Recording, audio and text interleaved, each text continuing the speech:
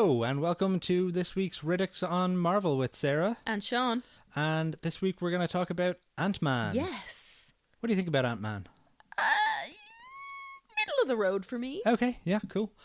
Let's get into it, I guess. Yeah. Yeah. All right, so I'm going to start you off with a couple of little bits of trivia. But first, do you want to do the IMDb synopsis thing? Yes. Armed with a supersuit with the astonishing ability to shrink in scale but increase in strength, cat burglar Scott Lang must embrace his inner hero and help his mentor, Dr. Hank Pym, pull off a plan that will save the world. Fantastic. Gotta say, that doesn't really feel accurate. It doesn't ring in many true. ways. Yeah. Like, is he his mentor? Is he a cat burglar? Like, yeah, there's a There's a few number of bits issues there. Yeah. here. But, you know, whatever. Yeah. Somebody wrote that. I'm sure they were proud of it at the time. Maybe they get paid by IMDb. Yeah. Maybe Fair they're play. just idiots. Yeah. Anyway, here we are. Yeah. So, first thing I wanted to tell you about Ant-Man was that in the 80s, Stan Lee pitched an Ant-Man movie, but couldn't get it anywhere because there was another movie that Disney was developing in the 80s that was about a kind of a similar people shrinking down to size. Man-Ant. Not, yeah. A good guess. Man-Ant. Yep. Do you want to take another guess? Honey, I Shrunk the Kids? That's the one. Oh. Yeah, so Honey, I Shrunk the Kids was like in development or whatever, so nobody wanted to touch Ant-Man as a film property because they Okay. were like, yeah, we got to shrink him one. So nobody wanted to do an Armageddon Deep Impact, basically. Well, their loss. Their loss, yeah. Yeah. Honey, I Shrunk the Kids is amazing, though. Yes. I love that movie. I have not seen that in at least 30 years. Yeah, I would say same, but I loved it at the time. And Rick Moranis is great. Yes. So, I remember yeah. nothing else about it. Me apart from that neither, He Shrunk the basically. Kids. And He Shrunk the Rick Kids. Moranis is there. I do remember a scene where they're in the back garden and an ant or something is going to eat them. I see. That's basically my only memory. It's probably most of the film, though. Is there something in that film about potassium? About, like, they have to eat a banana and there's potassium in bananas. It's the only thing that will save her life. Maybe. Sure. I've no idea. Maybe we should watch it. I'll look that up later. It's on Disney Plus. Maybe we should watch it. Okay, perfect. So, Ant-Man actually did go into development in the early 2000s. Edgar Wright pitched it to Marvel. Yes. Edgar Wright, who you might know as the director Like of Shaun of the Dead. And yeah, Hot Fuzz and Hot Fuzz. Yeah. All of those. So he pitched it, and he was developing it for like 11 years or so. Jesus. And he was like right up to the wire, and he dropped out in like 2014 or something because of creative differences. Oh, yikes. Yeah, I think he wanted to do like a totally standalone thing, and he didn't want to kind of talk about the MCU at all. And Marvel were like, nope, we want a movie that's connected. Yeah. So he dropped out, and they brought on Peyton Reed. Do you know any Peyton Reed movies? Absolutely nothing. Feels like a fake name. It does feel like a fake name. He has done one other movie that we like. Right. Bring It On. Oh, unbelievable Absolutely film. great film. Top Kirsten notch. Dunst and Eliza Dushku. Yeah. Yeah, absolutely great film. I would say, not to Ant-Man's credit, Bring It On is probably my favourite Peyton Reed movie. So, yeah, I enjoy Ant-Man. One of two. But yeah, I enjoy Ant-Man, but I don't know that he was the best director for this movie. Yeah. Okay. I mean, yeah, Ant-Man is kind of thoroughly middle of the road for me. Yeah, You know, I enjoy it. Well, I guess. But really, yeah. The cast does a lot of heavy lifting here. yes. And in fact, so it stars Paul Rudd as Scott Lang / Ant-Man. Aggressively handsome. Aggressively handsome and youthful. Yes, at 46. What an absolute bastard. Because literally I looked at him and was like, oh, he's so young. And you were like, he is 46 in this. I was like, what the fuck? Are Yeah. you shitting me? Like, he's a baby. He looks like a very in-shape 26-year-old. What a bastard. He is like any man's nightmare. Yeah. Like, if you don't look like that when you're 46, and you're never going to, no one is ever going to. Yeah. But yeah, you feel like a failure. Yeah. I know he's got like, in this movie, he went through like the Marvel gym Yes, program. So he's got the Marvel abs. Yeah. Yeah. Which are completely surplus to requirements. There is no Yes. reason for He's in a Ant-Man suit the to be whole that time. ripped. Yeah. Like, why does he need abs? Look, if I was doing a Marvel film, no matter what part I was playing, I'd be like, I'm going to need you to, you know, abuse me in a gym somewhere, please. Whip this into shape. Many thanks. But yeah, he looks phenomenal. Yeah. Like, Paul Rudd always looks phenomenal, but he, like, Yeah. No, he nailed it. absolutely nailed it. Yeah. This is kind of a weird film for a Marvel movie in that he is the second Ant-Man. So they establish early on in the movie that Hank Pym, played by Michael Douglas, Yeah. is the original Ant-Man, who was like a secret SHIELD agent who went on missions in the, I don't know, 60s to 80s Sure. type of thing. But this movie introduces kind of the new Ant-Man ahead of the old Ant-Man, Yeah. which is kind of weird. I'm too old to be Ant-Man. Now you must do it, son. Yes. Yeah. I'm too old and I'm phoning in this performance. But yeah, I think it's great. Like, it's a good movie. It's good that they did a comedy movie. I think that's fun. Yeah. But yeah, it's kind of a weird one. Okay, so let's get into the cast. Yeah.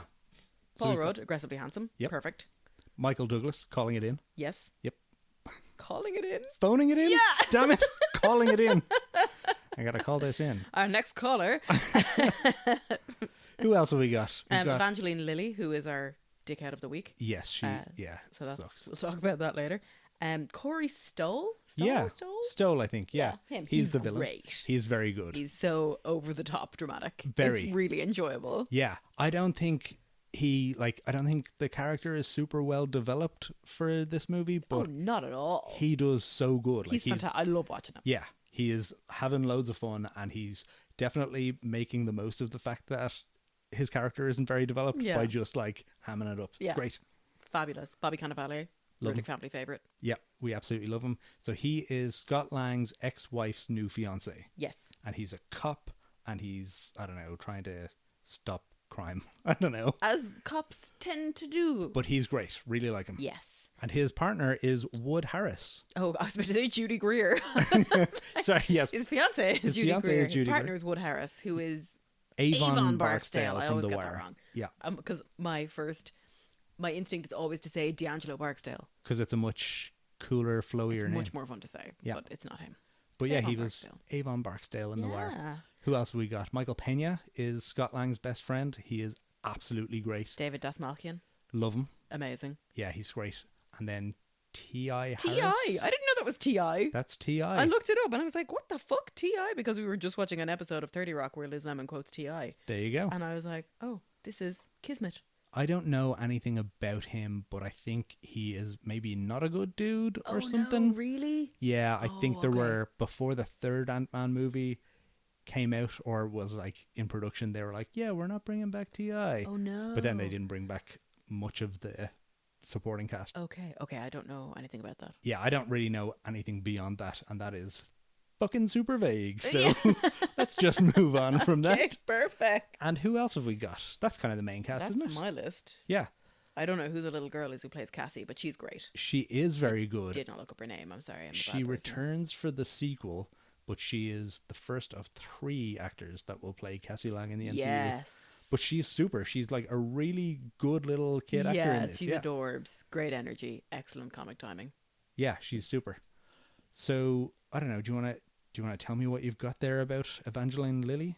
Oh, basically she's just a dickhead anti-vaxxer. Oh god, the worst. Yeah, so in like 2020 when like lockdowns and shit were going on, she was like, I'm not quarantining, my freedom is more important than my life. It's like, well, it's not about you. It's about immunocompromised people who can't, fight this by themselves. You absolute hag witch. Oh. And then she also marched against vaccination for What a COVID-19. Fucking dickhead. Yeah. I hate her. Unfortunately, she is very good in this film. I think she's a good actor, but Yeah, I I hate her. I suppose. think she sucks. Yeah, well, her hair sucks. Her hair I have that definitely written down as sucks. one of my low points. Evangeline Lilly's haircut. Yeah, it And sucks also the so fact bad. that she's a bitch. Yeah. She wasn't a bitch till after this. I'm sure she's, I don't know, a wonderful person deep down. But I'm just anti-vaxxers, I'm afraid. They're on my list. Yeah. You can't be a good person and be an anti-vaxxer. Yeah, Because... it's just so selfish. But that's it. It's like, it's all about herd immunity. That's the whole thing. We vaccinate ourselves to protect those who can't be vaccinated because of immunocompromisation or allergies or whatever it is. Yeah. So if you're that bad of a person that you're like, I don't give a fuck about anyone who's immunocompromised, I just don't want to... Yeah. It's like, just fuck off. And then to actually go and campaign against vaccinations. That's it. Like, actively march against it. It's like, oh, just go fuck yourself. Yeah. I doubt she's listening to this podcast, but Evangeline, if you are listening, fuck you. Yeah. And also she fell over on a beach in 2025 and ended up with a traumatic brain injury. So, Not saying anything about it, but take from that what you will. Yeah, what goes around. Speaking of karma. Anyway. Okay, so let's get into the plot of the movie. So this movie is about Scott Lang, who has just gotten out of prison where he served 3 years for like a Robin Hood crime. Yes. It's like A white collar thing. the company he was working for was defrauding people or something? Yeah, so he stole the money back and gave it back to the people or whatever. But of course, he went to jail because stealing money from corporations is the worst thing you can do in the world. Of course it is. So he gets out and he wants to go and hang out with his daughter, but his evil ex is like, no, you got to pay me child support first. So he wants to get a job, but he's an ex-con. No, Judy's not a bad person. No, she's not. I don't know. Actually, I don't know her character's name. I don't either, actually. Judy Greer. Like, well, I'm going to call her Judy. Yeah. But Judy's not a bad person. No. She's trying to do right by her kid. Yeah. I won't tolerate her being called an evil ex. But you just kind of like, oh, like, let him give her a birthday present, damn it. Yeah. But yeah, But so... he has just rocked up out of prison as well. That's true. So you don't know what he's been through in Yeah. there. He could... With a black eye, no less, actually. So, Yeah. it's a bit like, ooh, and he wasn't present for the first while. Yeah. So, I too would be a bit wary. Fair. And, Yeah. So he needs to get a job so he can pay child support so Yeah. he can see his daughter. But he immediately gets fired from Baskin Robbins, Yes. who find out that he's a criminal Yeah. and are like, yeah, you're out of here. So he turns back to his life of crime. Yeah. So you know what? Judy was right. Because he immediately goes back to his life See? of crime. Yeah. Recidivism. Boo. It's a great word. Yeah, I know. But yes, as part of his life of crime, his return to his life of crime, he breaks into a man's house where there's a big safe, and he breaks into the safe, but all that's there, no money, no jewels, no diamonds. It's just like a suit, A suit. which he steals, and it turns out to be the Ant-Man suit. Yes. And it allows him to shrink and grow. Yes.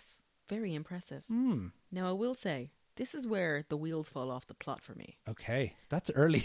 Well, just because I'm like, so he comes home, he puts on the suit because he's like, well, I've stolen this, I may as well try it on, I guess. Yep. And then suddenly hears Hank Pym in his ear. Yep. And it's like, oh, you got the suit, Scott. Thank you. Well done for stealing it from my house where I set you up to steal it from Yeah. my house. What the fuck?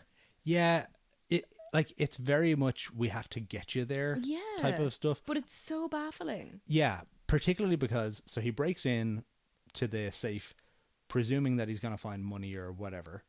He finds what he describes as an old motorcycle suit. Yeah. And then he's like, oh, I'll just take it. Like, what's that about? Yeah. And then when he takes it home, he's like, oh, I'll just put it on. Like, that's It's kind of very dumb. strange. But then the next piece of, well, we've been watching you. It's like, he's just out of prison. Yeah. You know nothing about this guy. We're in a world where there's Iron Man. Like, you could just go, hey, Iron Man, I need some help because this guy is causing a problem. Yeah. You don't need to wait for Scott to get out of prison. Yeah. So, like, what if he didn't get out of prison? Yeah. What if he left the state?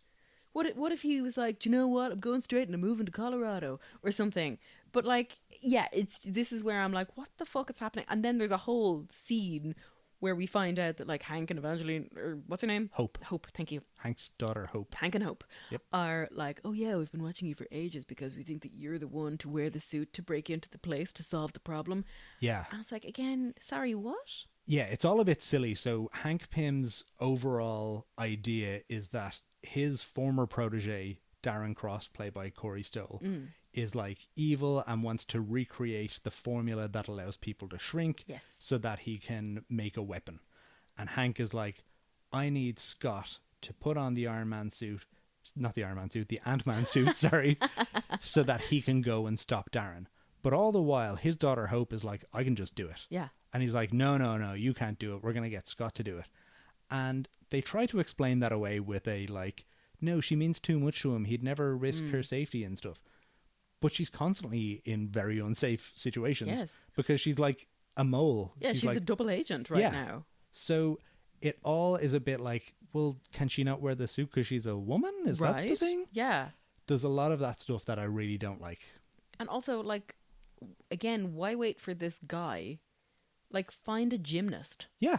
Find a small little, like, find a little gymnast Kind of anyone. and put them in a suit so that they can, like, they're athletic enough to jump through the thing. Yeah. Or like someone who's already like a boxer, because like there's a whole scene where Hope is like, you need to know how to hit somebody, because if you hit too hard you'll kill them. Yeah. And if you hit too little it's a love tap, so you need to know exactly what level of bam to bring. Yeah. And again, like, just get somebody who already knows how to do that. Yeah. Get You some know? MMA dude or whatever. Right. Also, Hank's a millionaire, so you can just pay anyone to Yeah. just do this. So yeah, the plot is very silly there. Yes. But Okay. he's got abs. No, you're not wrong. He does. You're not wrong at all. But yeah, so he's got abs. So they're like, well, you'll do. You're very abtacular. Yeah, and you've a great handsome." head of hair. Yeah. Well done. So he becomes the new Ant-Man, and he goes off to get a piece of technology from what they discover to be the Avengers compound, Yes. where he fights Falcon. Yeah. That's a fun little scene, I That's guess. nice. Mackie's funny. Yeah, Anthony Mackie shows up as Falcon, and he's fun. And they have a little bit of a fight. Pew, pew, pew. Yeah. Yeah. Then they bring in the trio of sidekicks, Yes. the Michael Pena, David Dastmalchian, and T.I. Yep. to help them with their heist. And they go and they invade Pym Technologies, where Corey Stoll is doing some evil shit. Yes. And they do their little Killing heist. sheep mostly. Yeah. Yeah. Yeah, he's perfecting the formula to shrink people, but he keeps getting it wrong and killing sheep. Yeah, and the sheep then turn to Yeah, they just Splotch. splat. yeah, it's a horrible sound. Yeah. He murders a guy He does. He In, murders like- a guy. the first 20 minutes of the film. And it's real, like, so he can't get the formula right, and he's like, but I need this to create this weapon. And then he shoots this guy with this little handheld gun thingy, and it almost completely vaporizes the guy. Yeah. You're like, that's the weapon. That's your weapon Just right use there. that. You don't need tiny little soldiers. Yeah. Just splotch them all. Just like mass produce this weapon, and you're good. Yeah. Set phasers to goo. Yes. Like, that's it. Yeah. So, in the end, he manages to get the formula right and create the thing, and he becomes the supervillain Yellow Jacket. Yes. And then Ant-Man and Yellow Jacket fight to the death, yes, basically. they do. And then Ant-Man kind of loses, and Yellow Jacket is like gonna kill his family. He's gonna kill Cassie. So Ant-Man shrinks down to the size of an atom so that he can bust up Yellow Jacket's suit, but in doing so he finds himself in the quantum realm, which is a tiny, tiny universe. In the comics it's called the Microverse, Ah, but they that's couldn't lovely. say that because of rights issues or something. I see. So they called it the quantum realm. Well, that's cute. And then he gets himself big again, and the quantum realm will be the focus of another movie down the line. Yeah. And that's kind of... And I guess we need that, because I was just about to say, like, strikes me that a well-placed bullet to the forehead Yes. would yeah. also sort out Darren Cross in a different way. Yeah. That he didn't actually need to shrink between the atoms or whatever it is. Yeah. I need to go subatomic, isn't that it? Yeah. So yeah, that probably, again, wasn't strictly necessary in the grand scheme of things. Again, a well-aimed grenade. Yep. All sorts of things that could have probably dealt with this. An EMP. Yeah. There is a point very early in the movie where Scott Lang says to Hank Pym, you know what, the first thing we should do is just call the Avengers and get them to Yes! come. And it's like, yes, that is exactly Yes, what you should just do. Like a 4-minute film. Yeah. Call the Avengers. Done. Yeah. Ant-Man will return. Yeah. But yeah, they make up reasons why they shouldn't do that or whatever. Yes. But yeah, overall, that's kind of the movie. Yeah. It's a good bit of fun. Michael Pena is absolutely great. Again, that is one, like, my great moments. Every word Michael Pena says. Yeah. He is perfect. Yeah. He is absolutely incredible And in you- the role he's playing. And I haven't seen him in a lot of comedy roles. No, I don't know. He's always very serious. Yeah, he's always real serious. So it's so good to see him in a comedy role, but then being so good at it. Unbelievable. So yeah, And even the outtakes, like even the bloopers or the gag reel, yeah. Yes. Like all these bits, he's still serious as a heart attack. yeah, But he's so funny. It's just all these jokes that got cut. But like he's so good at improv. Yeah. It's plain. Oh, unbelievable. for our listeners, anytime we watch a Marvel movie, at the end, Sarah insists on watching the gag reel. Yes, I do. And she is 100% right, because a lot of them are hilarious. But the Ant-Man one is very good because there is a lot of Michael Pena just ad-libbing and riffing, and it's so good. Brilliant. All right, will we get into our best and worst? Yes. Okay, I'm going to go first with my rating, because I never do and I always feel like I'm copying you. So I'm rating this one a 7 out of 10. Okay. What do you think? I was gonna do a 6. Okay. So we're close, but not quite there. Yeah. What do you think it is on IMDb? I would say it's closer to 7 than 6. 7.2. Okay. Cool. Very generous. Yeah. I got to be honest. Before we rewatched it for this, I was thinking about it and I was like, that's probably a 6 of a movie. But when we watched it the other day, I really enjoyed it again. Yeah. So I was like, yeah, I'll bring that up. Yeah, I think it's more of a fun film than actually a good film. Yeah. If you know what I mean? Agreed. Yeah. Agreed. There's a lot of fun stuff. Like there's the scene where they shrink down and they have a fight on a toy train set. And what is it? Thomas the Tank Engine is like flying at them and stuff. It's really fun. I'm going to show you this. Great moments. Big Thomas the Tank Engine. There you go. Because I love it so much. Yes, they accidentally enlarged the Thomas the Tank Engine. And apparently they had to go through a lot of like sign-offs with whatever company owns Thomas the Tank Engine for that. Yeah. Okay. Give me your worst bits. So, okay, Evangeline Lilly's haircut.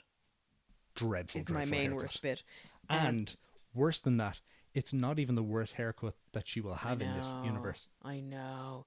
I thought it was bad, and then the next film comes along. It's like, oh Jesus. The next one isn't bad. It's number 3, where it's absolutely god awful. Oh yeah, no, that's it. It just gets progressively worse as we go. Shocking. Anyway, my other part is that I find it very hard to take Paul Rudd seriously in the dramatic moments. You can tell that man has never suffered a day with his mental health. Yes, I actually saw an interview with him once where the interviewer asked, like, do you suffer with any, anxiety or stress or whatever? And he's like, no, I don't struggle with any of that. Yeah. And I'm like, how is that possible? But again, you can see it in the gag reel where he's just dancing around the set, having a great time. And I'm like, this is the luckiest man to have ever walked the earth. He has no mental health issues. He looks about 25 and he always has. Yeah. And he always will. Yeah. And he's got unbelievable abs. Yeah. Yeah, outrageous. You look at the likes of Adam Sandler, who obviously does all his very silly movies, but he lands the serious work as well. Like he lands it really. Now, I obviously haven't watched Uncut Gems because you told me it would devastate me, so I will never watch it. It's just a movie where every second of the movie is more tense than the second that preceded it. I would not cope. Yeah. But he is incredible in those. But even in his comedy films, he lands the serious stuff. He lands the heartfelt pieces really well. Yeah. But I think he can do that because he has the darkness within. Yeah. Yeah. He's got that bit of, sadness that he carries with him. And I think that's the same for all those really good comedy actors who can do the serious stuff as well. Yeah. They all have some sort of anxiety or depression or something with them that allows them to do both. Yeah. Whereas I think Paul Rudd is just too funny and happy to actually land the dramatic stuff. I can't take him seriously because I'm like, you don't understand this, Yeah. Yeah. I do think he's very good at the serious stuff, but I totally get you. I totally get anytime he delivers something serious, I'm waiting for him to undercut it with a smile or a joke or whatever. Yeah. Yeah. It's like when somebody is trying to be funny and they're not landing it. I think it's the inverse for him. He's trying to be serious and he just can't do it. A lot of experience with that. Yes. All right. Any other negatives? Those are my bits. I couldn't think of anything else negative. I'm sure I'll come up with something as you talk, but yeah. Yeah. Okay. So I don't really have a lot of negatives. As you were saying the plot stuff earlier, I'm kind of realizing, yes, there is a lot of silly plot stuff. But if you just kind of go, it's a comedy movie, whatever, then kind of fine. Yeah. The only thing I don't really love about this is the Ant-Man suit. I don't think it's great. Oh, okay. It does, like he says, kind of look like an old motorcycle suit. And it's just not very super heroic. Is it comics accurate? I guess, no, not really. The helmet kind of is, but the rest, it just kind of does look like a janky old leather motorcycle suit. We'll see him in the next movie and the suit is a lot better. The design is a lot better because it looks like a superhero suit. It's it looks the same. The design of it is the same, but it's not just leather pants and a leather jacket, which is what this one kind of looks like. It just looks a bit cheap for me. I'm going to be honest. I had no idea there were different Ant-Man suits. Okay. I am so disengaged from what he wears. I know there's different cap suits. Yeah. But that's because they're very obviously different. Yeah. everyone else, I'm like, well, they're there. They're in a costume. I don't give a fuck what that costume looks like. They're in one. Fair. Yeah. Okay. What about good bits? What are the positives in this movie? We may have done a lot of them. Yes, Big Thomas the Tank Engine. Everything Michael Pena ever says, because he's just unbelievable. And again, that whole little trio, the three lads, T.I., David Dastmalchian and Michael Pena, are just the way they bounce off each other. In particular, David Dastmalchian and, oh my God, Michael Pena. Sorry. Yeah. What are their characters' names? Luis and I don't know. I can't remember. Yeah. The other guy. Yeah. But they especially, I think, vibe off each other really well. Yeah. Something else I really enjoy is the shots where they're having a big fight scene as like little people miniaturized, and then all of a sudden the whole scene will just zoom out. Yeah. And so it looks like nothing at all. Yeah. So yeah. we're like zoomed in on this thing and it's like pew pew, it's huge and everything's dramatic, and then it's just like ping ping ping ping. It's really fun, and that happens a couple of times. Like with the Thomas the Tank Engine, it's this big old thing on a train set. We're gonna crash, and then it just zooms out and Thomas the Tank Engine just falls over. Yeah. And it's like nothing at all. Yeah, it's real fun. Yeah. And then, actually, that reminds me of before this movie came out, all of the posters for the movie. I don't know if you remember them, but the posters were like, you know, it was just a giant billboard, and in the corner was Thor's hammer, and standing on Thor's hammer was Ant-Man. yes, I And vaguely stuff like remember that. That this. was real cool. That was Yeah. like fun advertising stuff. To the opposite of that, then, though, what didn't work was in a lot of the trailers, there was a fun moment where Scott Lang kind of makes fun of the fact that he's called Ant-Man, and he's like, oh man, Ant-Man, that's so lame. And it's a really funny moment, but it doesn't make the film. Aw, Yeah. what a shame. Anyway, sorry, your other best moments? I had Cassie written down just because she's great. Yeah. She's a great little actor. And then all the Baskin Robbins stuff. Yes, Baskin Robbins don't play. Yeah. A lot of fun. Yeah. And like the whole scene with your man from Superstore. Yes, who's like trying to order a burger or whatever, and he's like, Yes. we just sell ice cream here. Yeah. Yeah, that's a lot of fun. Whatever's hot and fresh. My best moments then, I don't really have moments written down. I'm just like, this movie kind of hinges on Paul Rudd Yes. and his charm. Very much so. He's absolutely great. And then Michael Pena as well. But yeah, it's a fun film. It's not the best of the MCU or anything like that, but it's fun. I will say, I think it's the best Ant-Man movie, which Okay. doesn't bode the best for the next couple of Ant-Man movies. Yeah.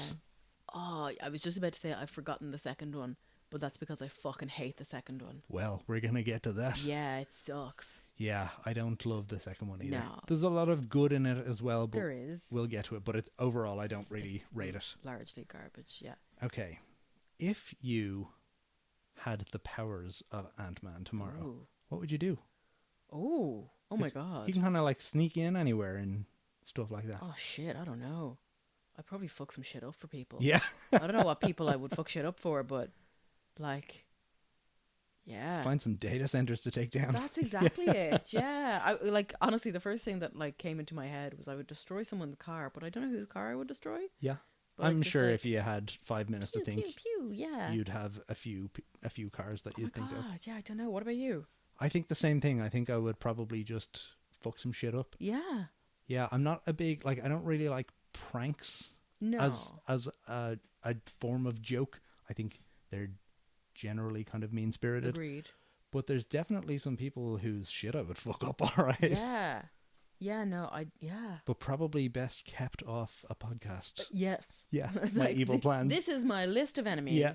Yeah. Yeah. I don't really have a list of enemies. But yeah, no, I'd find some. Yeah. I'd find some. I'd make some for this. Yeah. Amazing.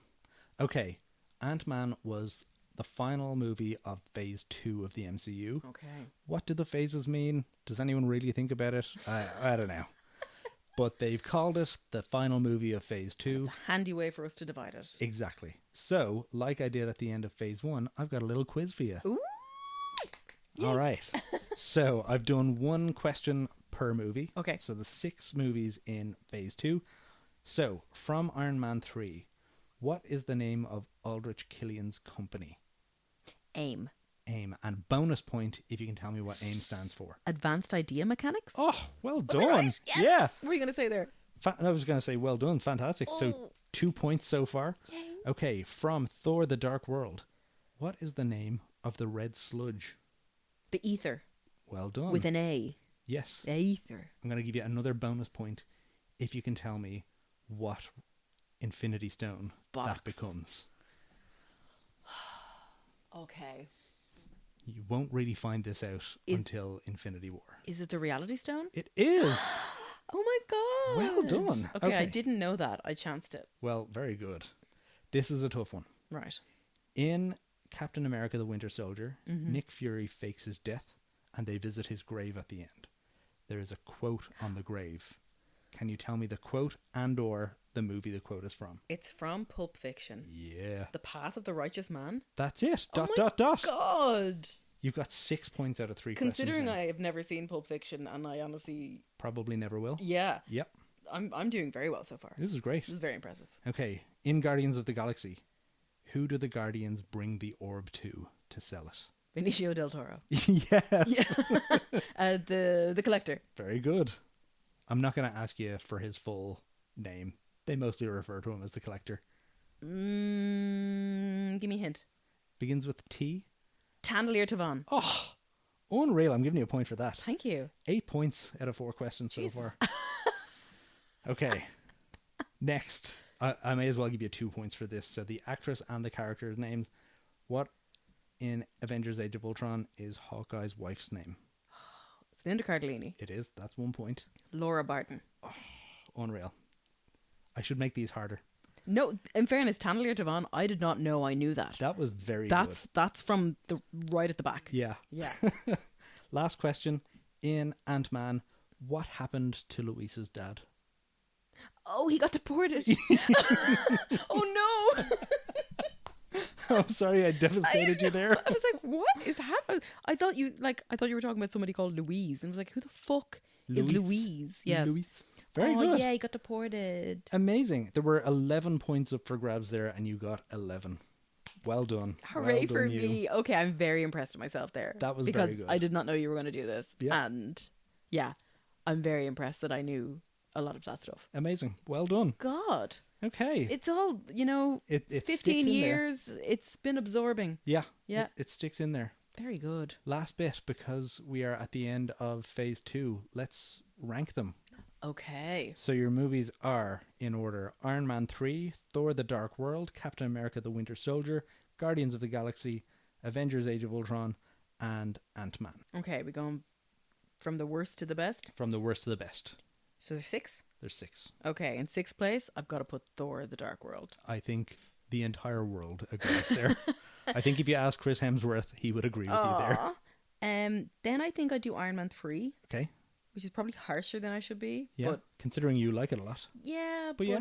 But then compared to everything else on the list. Yeah. So, okay, so Thor the Dark World, Iron Man 3, then I'd put Ant-Man in 4th place. Yeah. Then I do Avengers Age of Ultron. Okay. Guardians and Winter Soldier is Of course. way up there Number 1. for me. Okay. Our lists are very different. Oh, tell me. So, of course, Thor the Dark World is number 6. Bottom of the pile. Number 5 for me is Ant-Man.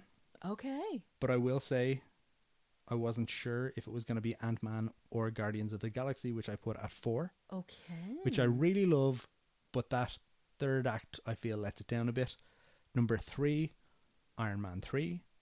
Number 2, Avengers Age of Ultron, because I absolutely love the Avengers. And number 1, the undeniable Captain America the Winter Soldier. You can't, like, there's no comparison between all of those other films and Winter Soldier. It outstrips them all. Yeah, it is Massively. absolutely, yeah. Okay, so that brings us to the end of Ant-Man and Phase 2. Thank God. Yeah. No, I'm joking. What's next? What's the start of Phase 3? Start of Phase 3 is Captain America Civil War, Oh, shit. which is a lot of fun. Yeah, Lots starting to talk strong. about. Yeah. Yeah. Okay, that's it for Ant-Man. That is it for Ant-Man. You know, that's it for the good Ant-Man film. Yes. Yep. He will appear in the next movie He will. and in a lot of movies more. We don't just see him in the Ant-Man movies, Yes. which is great because, again, Paul Rudd is great. You can never have too much Paul Rudd in your life. Agreed. And also, I think the character probably works better as a supporting character than Yes. the lead, Then or holding up a film, certainly yeah. in this way. Peyton Reed will be back as the director for the next 2 Ant-Man movies, and again, I just don't think he was the best choice. Yeah. I really liked Bring It On, Bring It On as a masterpiece. I Yeah. was just about to say that. and I quite liked Ant-Man, but I don't think he delivered a good enough movie to warrant being asked back for 2 more. Oh, absolutely not. Yeah. But I guess we'll get into them when they come around. But again, far from the worst film in this universe. Absolutely. So, Far from the worst film in this phase. yeah. In that little 6-movie block. Yeah. So that's very true. Yeah. Alrighty. Well, until next time. Riddix out. Thanks for listening to this episode. You can find us on Instagram at Riddix_on or drop us an email at riddixonpodcast@gmail.com. Feel free to leave us a review wherever you're listening and share with a friend. See you next time.